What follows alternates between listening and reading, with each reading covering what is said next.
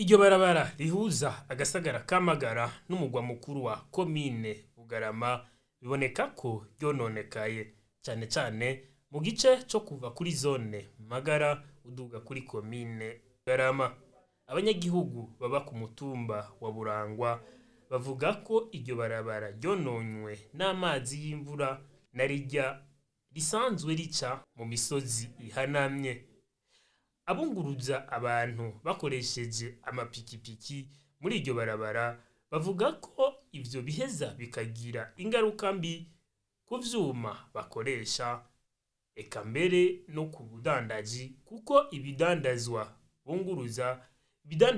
bica muri iryo barabara biheza bikaduza igiciro iyo bishitse mu mitumba.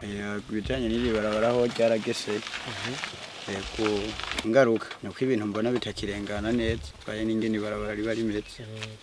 Umufuko ndawutwara 10,000 rimeze neza ngira bo nka 5 riva kuri aho kuri zone Magara rigashika kuri komine Bugarama rikanabandanya rikagera aho bita mu Gahuni mu Gasenyi. Mbo hanini iri barabara ryamazwe n'imvovo icamwe hagati mu barabara kumvo zuko batarikoreye imikobeko imanukana amazi. Ni kuvuga rero nk'imvura iguye amazi acacamwe hagati mu barabara ko zisanga aya mazi aciye yimbura ibarabara. Nka twebwe nk'ingaruka tugira ni yivyerekeye ivyuma no kuba twama dutemba dukakomereka kazusanga umuntu ariko arivuza na kakanoti yaronka akivujemo.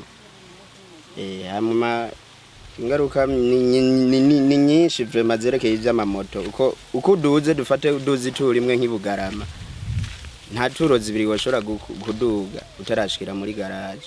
Mbo nko ku ngaruka mbi z'abene gihugu baba nk'Ibugarama murabona ko ubufu haraduga ubufu hakaduga ivyashara bitandukanye inzoga zikaduga. Ni kuvuga ko mu mwanya n'isa rero nk'iyo bishitse tukadugana dufata karorero nk'ubufu 200 kuko buri kilo kimwe tukiduganira amahera 100. Rero gishitseyo akarorero nkanyene ubwo bufu nimba yaburanguye dufatikirije amahera 100 akaba yaburanguye kilo amahera 100 ashitse hari yakubera ryajana rya déplacement acabugurisha nk'igihumbi akaca arekipera ryajana ry'inyungu n'ijana rya déplacement. Ivyo biremezwa n'umukuru w'umutumba wa Burangwa Kerida Nzwenimana aho avuga ko iryo barabara ari intambamyi kwiterambere y'umutumba. Cyane uyu mutumba wacu wari waragiriwe ribakwe turonka ibarabara riduga rirengana ku ikomine ariko iryo barabara ryacu rikunda gusidagurikamwe amamanga.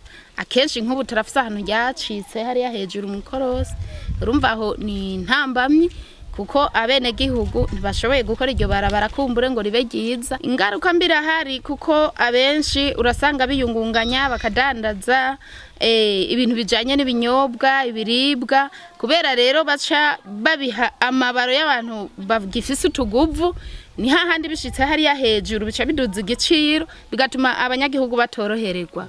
Iyo ntambamye turayifise kabisa kubera uburyo bwo kuyunguruza sanga ibarabara riribi abamotare bagaca baduza ibiciro ivyo byose biraturusha kabisa. Baba abene gihugu eka n'umukuru w'umutumba bose basaba abagira neza ndetse na leta kubafasha gusanura iryo barabara. Bo twe twosaba vrema yuko abamashira hamwe ndetse na leta bako bodufasha vrema bakaridukorera.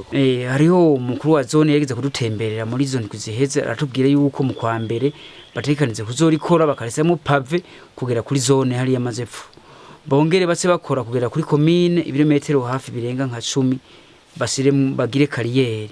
Ivyo rivyo twitegeze mu kwa mbere kwamaze gushika tugomba rero turabe ivyo bavuga ko biza mu ngiro. Ukamenya ko kuva kwibarabara rya Rumonge mu gasagara kamagara gushika ku mugwa mukuru wa komine Bugarama iryo barabara ripima ibirometero 19.